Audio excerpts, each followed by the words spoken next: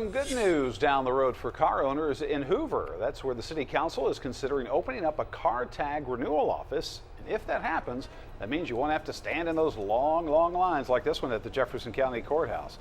The city council is planning to meet on Monday. They'll talk about opening up a car tag renewal office at the Hoover Met. This would be for drivers who live in the Jefferson County portion of Hoover. And the city of Vestavia Hills started handling car tag renewals on April the 1st. Irondale will start selling tags on June the 1st.